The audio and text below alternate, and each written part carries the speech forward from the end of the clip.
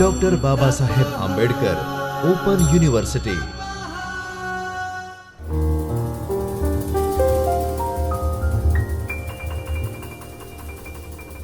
નમસ્કાર વિદ્યાર્થી મિત્રો, ડૉક્ટર બાબા સાહેબ આંબેડકર ઓપન યુનિવર્સિટીના ચૈતન્ય સ્ટુડિયોમાંથી હું ડૉક્ટર કૃણાલ મિસ્ત્રી આપ સૌનું હાર્દિક સ્વાગત કરું છું. વિદ્યાર્થી મિત્રો, આજે આપણે તૃતીય વર્ષ બીકોમમાં આંકડાશાસ્ત્ર, જેનો કોડ છે BCSTAN 306, જેની અંદર ભાગ 2માં એકમ નંબર 7 સહસંબંધ વિશે ચર્ચા કરીશું. વિદ્યાર્થી મિત્રો, ગયા લેક્ચરમાં આપણે આ ચેપ્ટરમાં જે સહસંબંધ શું છે, સહસંબંધાંક શું છે, એની લાક્ષણિકતાઓ કઈ કઈ છે તેના વિશેની ચર્ચા કરી હતી. આ જે સહસંબંધ જે શોધવામાં આવે છે તેની અલગ અલગ અભ્યાસની રીતો વિશે સમજીશું અને તેના સૂત્ર અને તેના દાખલા કઈ રીતે થતા હોય છે તેના વિશેની સમજણ મેળવીશું. તો સૌથી પહેલાં વિકર્ણ આકૃતિની રીત આવે છે, ત્યારબાદ કાર્લ પિયર્સનની ગુણન પ્રદાનની રીત આવે અને સ્પિયરમેનની ક્રમાંક સહસંબંધની રીત આવે છે. તો આ ત્રણ પ્રકારની રીતે આપણે સહસંબંધાંક શોધી શકીએ, આરની કિંમત આપણે શોધી શકીએ છીએ. તો જે સહસંબંધી અભ્યાસની રીત છે એમાં સૌથી પહેલી વિકર્ણ આકૃતિની રીત આપણે સમજીએ. તો જ્યારે બે ચલ વચ્ચે આપણે સહસંબંધનું સ્વરૂપ જાણવું હોય તો એ વખતે આપણે વિકર્ણ આકૃતિની રીતનો ઉપયોગ કરી શકીએ. સ્વરૂપ જાણવા માટે, અહીંયા કિંમત જાણવા માટે નથી લખ્યું, ફક્ત એનું સ્વરૂપ જાણવું છે કે ધન સહસંબંધ છે, ઋણ સહસંબંધ છે, સંપૂર્ણ ધન છે, આંશિક ધન છે. તો એ જાણવા માટે આપણે અહીંયા શું કરી શકીએ, વિકર્ણ આકૃતિની રીત. એટલે થોડા અંશે અહીંયા આપણને બે ચલ વચ્ચે કેવો સહસંબંધ છે તેની જાણકારી મળશે. મુખ્યત્વે જે બે ચલ વચ્ચે છે, પૂર્ણ ધન હોઈ શકે, પૂર્ણ ઋણ હોઈ શકે, આંશિક ધન હોઈ શકે, આંશિક ઋણ સહસંબંધ હોઈ શકે. તો આ બધી જાણકારી અથવા તો આ બધું નક્કી કરવું હોય તો એના માટે વિકર્ણ આકૃતિની રીતનો ઉપયોગ થાય છે.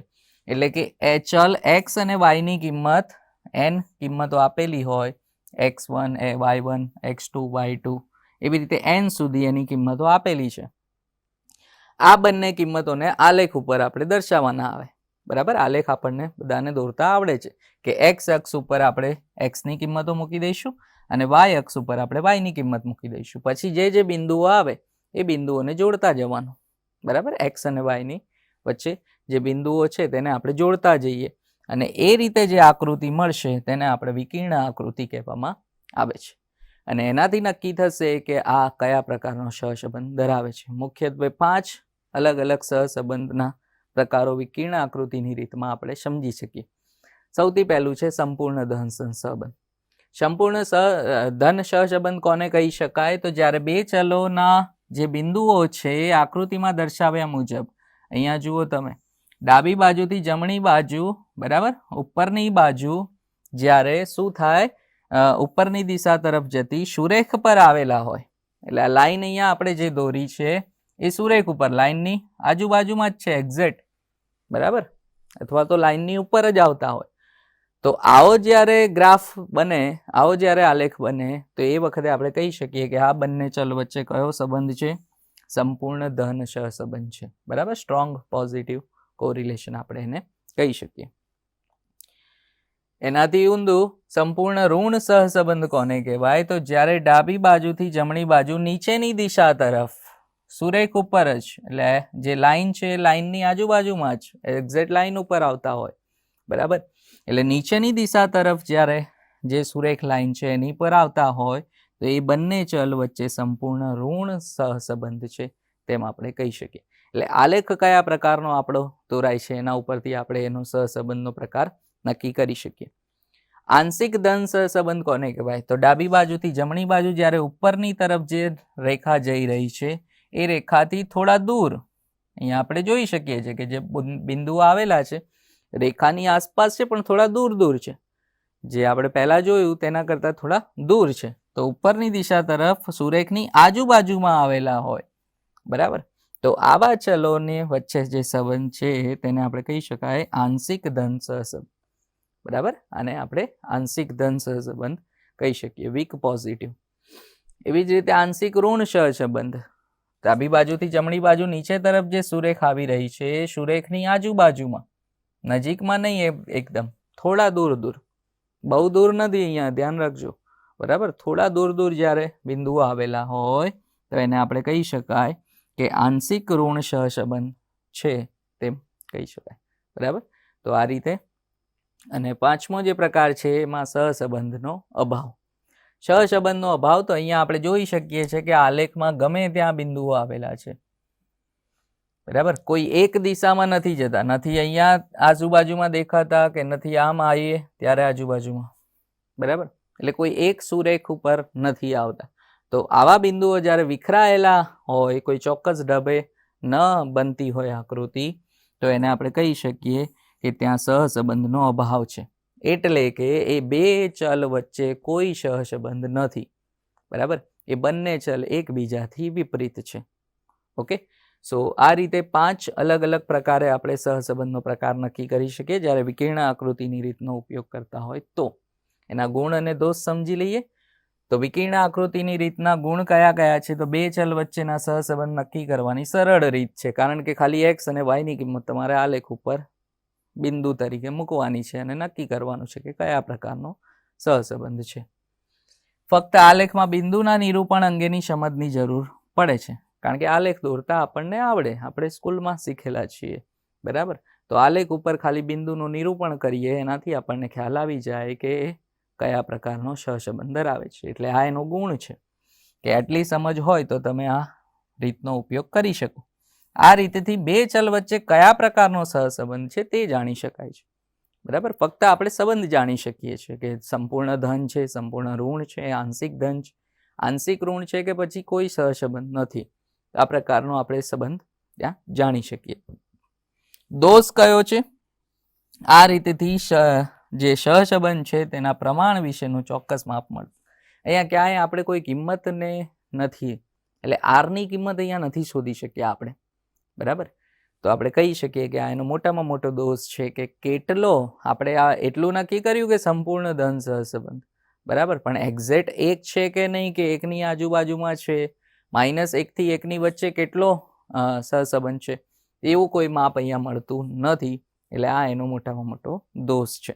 અને એટલા માટે વિકર્ણ આકૃતિની રીત ઓછી વપરાશમાં લેવાતી હોય છે.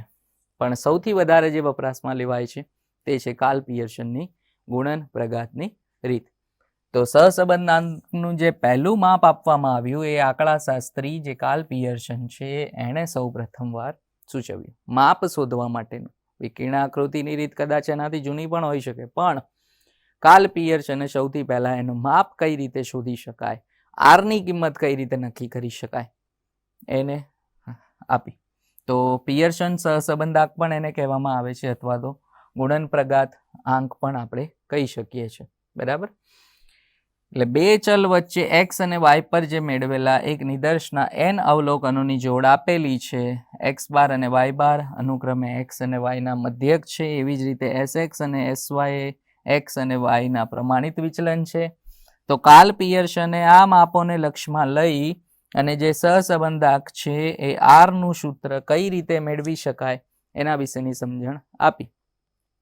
તો x બાર, y બાર, sx, sy એટલે પ્રમાણિત વિચલન, મધ્યક, આ બધાનો ઉપયોગ કરીને r ની કિંમત શોધવા માટે અલગ અલગ સૂત્ર આપ્યા છે. એ સૂત્ર વિશે સમજીએ. સૌથી પહેલા સહસંબંધાંક r શોધવો હોય તો એનું સૂત્ર થાય કે covariance xy upon sx into sy. એટલે કે જે x અને y નું સહવિચલન છે એને x ના પ્રમાણિત વિચલન અને y ના પ્રમાણિત વિચલન વડે ભાગવામાં આવે. તો આ એક r નું સૂત્ર આપણને મળ્યું કે r બરાબર covariance xy upon sx into sy. હવે જ્યારે સહવિચલન આપણે શોધવું છે xy નું, તો એના માટેનું આ એક સૂત્ર સિગ્મા x માઇનસ x બાર y માઇનસ y બાર અપોન n. એટલે આપણને શું મળશે? Covariance xy. ડાયરેક્ટ ના આપ્યું હોય તો દાખલામાં, તો પછી આપણે એને આ રીતે શોધી શકીએ. પ્રમાણિત વિચલન નથી આપ્યું x નું, તો sx શોધવા માટે વર્ગમૂળમાં સિગ્મા x માઇનસ x બારનો સ્ક્વેર ભાગ્યા n.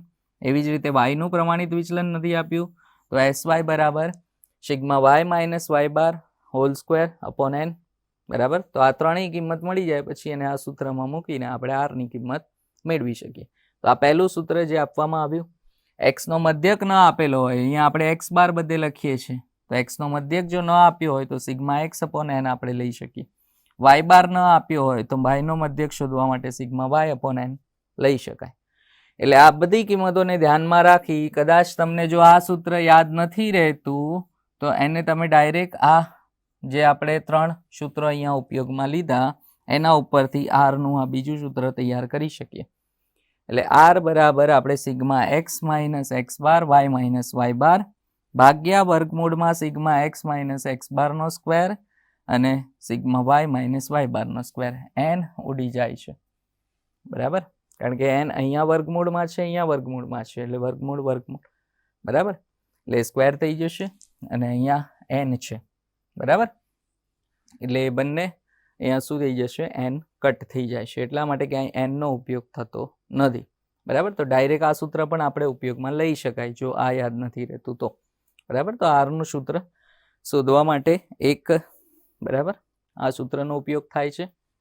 બીજું, આર માટે બીજા પણ ઘણા બધા સૂત્રો, જ્યારે સિગ્મા એક્સ અને વાયના જે પ્રાપ્તાંક છે એની કિંમત નાની હોય, બરાબર, એની કિંમતો 1 થી 20 ની વચ્ચે આપેલી હોય, 25, 30 સુધી આપેલી હોય, તો અને sigma X, sigma Y, sigma X Y, sigma X square અને સિગ્મા વાય સ્ક્વેર આ બધું મેળવી અને આપણે આ સૂત્રનો ઉપયોગ કરી શકીએ કે N sigma X Y minus sigma X into sigma Y છેદમાં વર્ગમૂળમાં N sigma X square minus sigma એક્સનો હોલ સ્ક્વેર બીજા વર્ગમૂળમાં N sigma Y square minus sigma વાયનો હોલ સ્ક્વેર.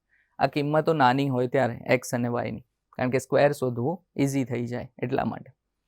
પણ જો પ્રાપ્તાંકની કિંમત એક્સ અને વાયના પ્રાપ્તાંકની કિંમત મોટી છે અને એક્સ બાર વાય બાર અપૂર્ણાંકમાં આવે છે તો પછી એક્સ બાર વાય બારની જગ્યાએ આપણે અહીંયા શું કરીશું, ડીએક્સ અને ડીવાય પણ ઉપયોગમાં લઈ શકીએ.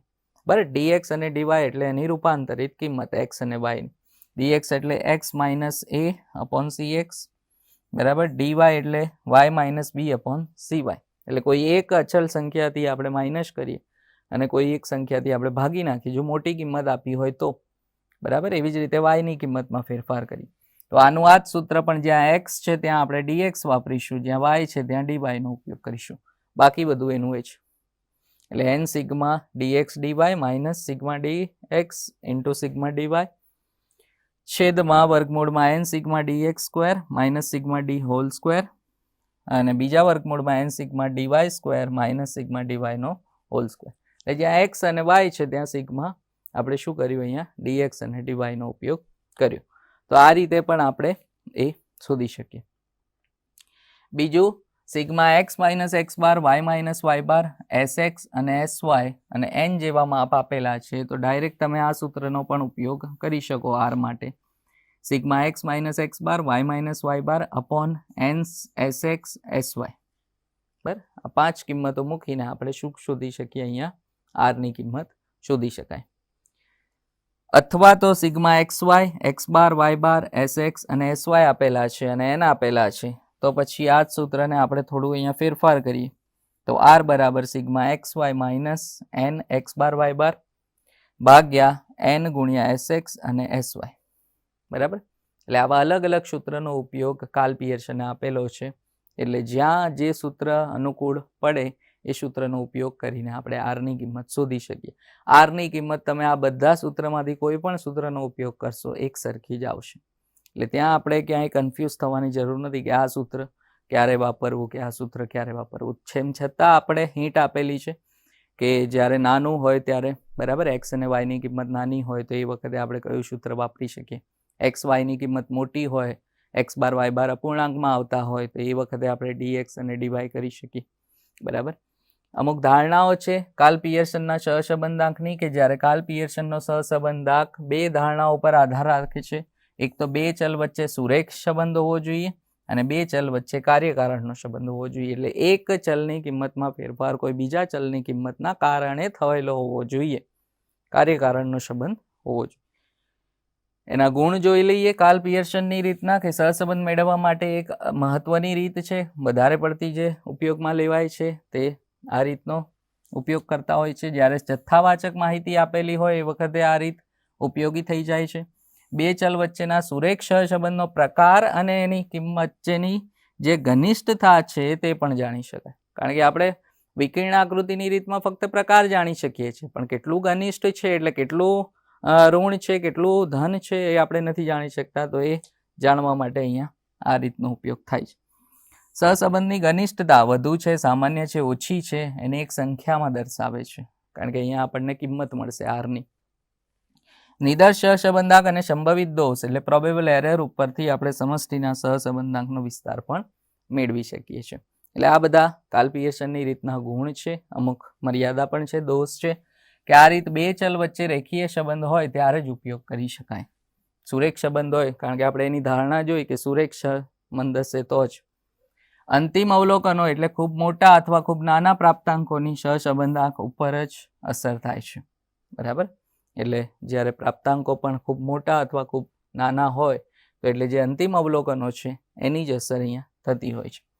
સહસંબંધાંકની બીજી રીતો કરતાં આ રીત થોડી વધારે સમય લે, કારણ કે આપણે જોયું કે જ્યારે સૂત્ર આપણે સમજ્યા તો સૂત્ર જ 4-5 આપણને આપેલા છે, તો એ બધા સૂત્રો યાદ રાખવા પણ ઘણીવાર ટફ થતું હોય છે. એટલે આ પણ એની એક મર્યાદા છે. અને આ રીતે મળતા જે સહસંબંધાંક છે એનું અર્થઘટન બહુ સાવચેતીપૂર્વક કરવું પડે છે. બરાબર, એટલે જે પણ આપણને રીતે સહસંબંધાંક મળશે તેને આપણે ખૂબ જ સાવચેતીપૂર્વક કરવું પડશે. એમાં પહેલી જે કિંમત છે એ રીત આપણે અહીંયા જોઈએ, એક દાખલો સમજીએ કે વર્ગના મૂલ્યોની રીત. બરાબર, નાની કિંમત આપેલી છે, બે ચલોના જોડકા આપેલા છે. કાર્લ પિયર્સન તમને ખાલી એટલું જ કીધું હશે, કાર્લ પિયર્સનના સહસંબંધાંકની રીતનો ઉપયોગ કરો. બરાબર, એમાં તમારે નક્કી કરવાનું કે કયા સૂત્રનો ઉપયોગ આપણે અહીંયા કરી શકીશું. તો અહીંયા એક્સ અને વાયની કિંમત આપણે જોઈએ તો એ 10 અને 20ની આસપાસ જ આપેલી છે. બરાબર, એટલે 20થી નાની છે તમામ કિંમતો. પહેલી જે છે એક્સની કિંમત છે 1, 2, 3, 4 એ રીતે, અને બીજી કિંમત છે વાયની 2, 4, 8, 7, 10 એ રીતે. બરાબર, એને એક ટેબલમાં પહેલાં આપણે ગોઠવી દઈએ અને પછી કયા સૂત્રનો ઉપયોગ કરવાનો તે નક્કી કરશું. તો જે જોડકાની સંખ્યા છે તે કુલ 10 છે, 10 જોડકા આપણને આપેલા છે, એટલે n અવલોકનોની સંખ્યા કુલ 10 છે, એટલે n બરાબર 10. એક્સની કિંમત જે આપણને આપેલી છે 1 થી 10 સુધી આપેલી છે. વાયની કિંમત 2, 4, 8, 7, 10, 5, 14, 16, 2, 20. બરાબર, હવે અહીંયા જોઈએ તો આપણે સ્ક્વેર કરવો ઇઝી છે, એટલે આપણે જે પહેલું સૂત્ર હતું કે n sigma xy minus sigma x upon sigma y ભાગ્યા n sigma x square minus sigma x નો હોલ સ્ક્વેર અને n sigma y square minus sigma y નો હોલ સ્ક્વેર, આ સૂત્રનો આપણે ઉપયોગ કરી શકીશું. બરાબર, જે આપણે સમજ્યા હતા કે જ્યારે પ્રાપ્તાંકોની સંખ્યા નાની આપી હોય તો એ વખતે આપણે આ સૂત્ર વાપરી શકીએ. તો પહેલા x સ્ક્વેર શોધીશું, એટલે આ x નો સ્ક્વેર કરવાનો છે. 1 નો સ્ક્વેર, 2 નો સ્ક્વેર, 3 નો 9, 16, 25, 36, 49, 64, 81 અને 100. એનું ટોટલ કરીએ તો સિગ્મા x સ્ક્વેર મળી જશે આપણને 385. એવી જ રીતે y સ્ક્વેર કરવાનો, y નો સ્ક્વેર કરવાનો, 2 નો સ્ક્વેર 4, 4 નો 16, 8 નો 64, 49, 100, 25, 196, 256, 4 અને 400. અને સિગ્મા વાય સ્ક્વેર કરીએ ટોટલ તો 1114 આવશે એનું સરવાળો. એક્સ વાય કરવાનું છે, એટલે આ બંનેનો ગુણાકાર કરવાનો છે, એક્સ અને વાયનો. 1 ગુણ્યા 2 2 આવશે, 2 ગુણ્યા 4 8, 24, 28, 50, 30, 98, 128, 18 અને 200. બંનેનો ગુણાકાર કરીને ત્યાં મૂકવાનો છે. એનું ટોટલ કરીએ એટલે સિગ્મા એક્સ વાય મળશે આપણને 586. એ રીતે સિગ્મા એક્સ અને સિગ્મા વાયનું પણ ટોટલ આપણે એટલે એનું પણ ટોટલ કરીને મૂકશું. એક્સનું ટોટલ સિગ્મા એક્સ આવશે 55, વાયનો જે સરવાળો છે એટલે સિગ્મા વાય આવશે 88. હવે આ પાંચેય કિંમતને આપણે ફક્ત સૂત્રમાં મૂકવાની. n આપણે પહેલા જ લખી નાખ્યું છે કે 10 છે. સૂત્ર જોઈએ n સિગ્મા એક્સ વાય, એટલે n 10 સિગ્મા એક્સ વાય આપણે જે શોધ્યું 586 માઇનસ સિગ્મા એક્સ ગુણ્યા સિગ્મા વાય, સિગ્મા એક્સ 55 અને સિગ્મા વાય 88.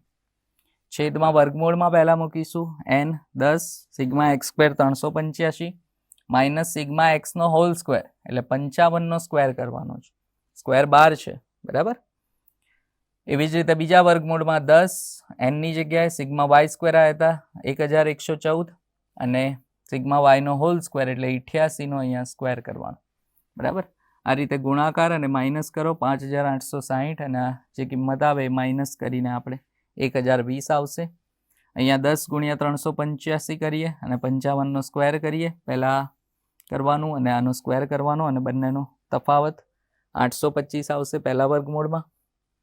બીજા વર્ગમૂળમાં આનો ગુણાકાર કરી એમાંથી 88 નો જે સ્ક્વેર આવે બાદ કરવાનો એટલે 3396 બીજા વર્ગમૂળમાં આવશે.